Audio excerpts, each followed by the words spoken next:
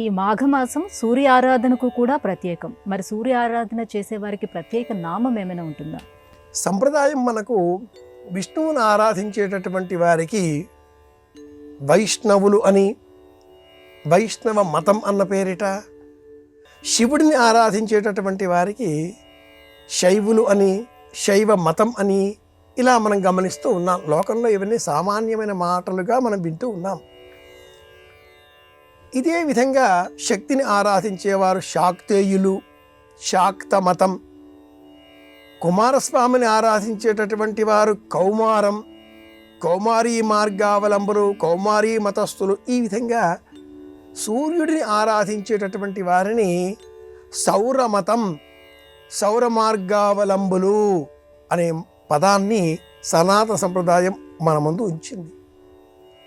ఈ సూర్యుడు హరిహర బ్రహ్మాత్మకం అంటూ మనకు శాస్త్రం చెబుతుంది.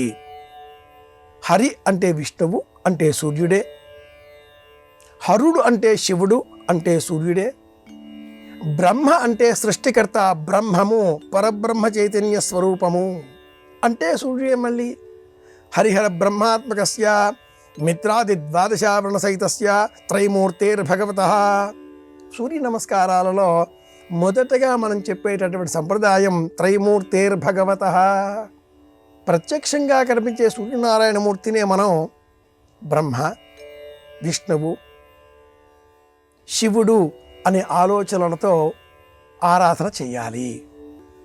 ఈ మాఘమాసంలో ఎందుకు ప్రత్యేకం మరి అంటే, మాఘమాసం ప్రారంభం కావడంతో పగటి కాలం పెరుగుతుంది. సూర్యుడు ఈ భూమిపైన జీవించే మనందరికీ కూడా కాస్త దగ్గరగా వచ్చి తన శక్తిని అధికంగా అనుగ్రహిస్తాడు.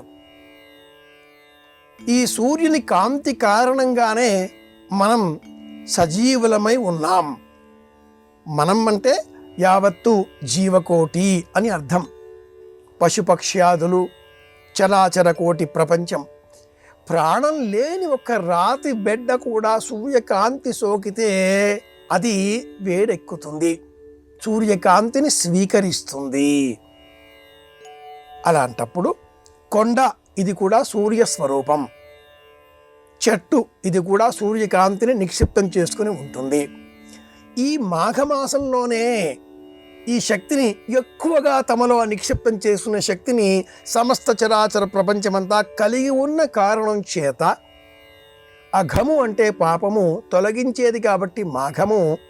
ఈ మాఘములో సూర్యకాంతి విలువను తెలుసుకున్న ప్రాచీనులు సప్తమి నాడు ఆ సూర్యనారాయణమూర్తిని గురించిన జ్ఞానాన్ని మనకు అందించారు. దానితో రససప్తమి సూర్య జయంతి అని మనం సంకల్పం చేయడం ప్రారంభం చేశాం. సూర్యుని పుట్టినరోజు అని కాదు, అంతకంటే ముందే ఉన్నాడా భగవంతుడు పరమాత్ముడు. ఈ మాఘమాసంలోనే ఈ ప్రత్యేకత ఏర్పడింది. మనం ఎవరం లేవకుండా ముందే ఆయన వచ్చేస్తాడు. పంక్చువల్ అన్న పదాన్ని వింటే సూర్యుని పేరే మనం తెలుసుకోవాలి. ఈరోజు కాస్త బద్ధకంగా ఉందిలే, 2 మబ్బులడ్డుగా వచ్చాయి కదా, 1 గంట ఆలస్యంగా వెళదాంలే, అందరూ వేచి ఉంటారులే అని సూర్యుడు అనుకోడుగా. సూర్యకాంతి ఈ కాంతి కిరణ వేగాన్ని చూసి భూమిపైకి సూర్యకాంతి చేరాలి అంటే 8 నిమిషాల 22 సెకండ్లు లేదా 32 సెకండ్లు, రెండింటిలో కూడా లెక్కలు వేరుగా ఉన్నాయి. 8 నిమిషాల కాలం పడుతుంది. ప్రాంప్ట్ అన్న పదాన్ని సూర్యకాంతితో మనం తెలుసుకోవాలి. ఈ లెక్క, ఈ కొలిచే విధానం ఈ మాసంలోనే ప్రారంభం అవుతుంది.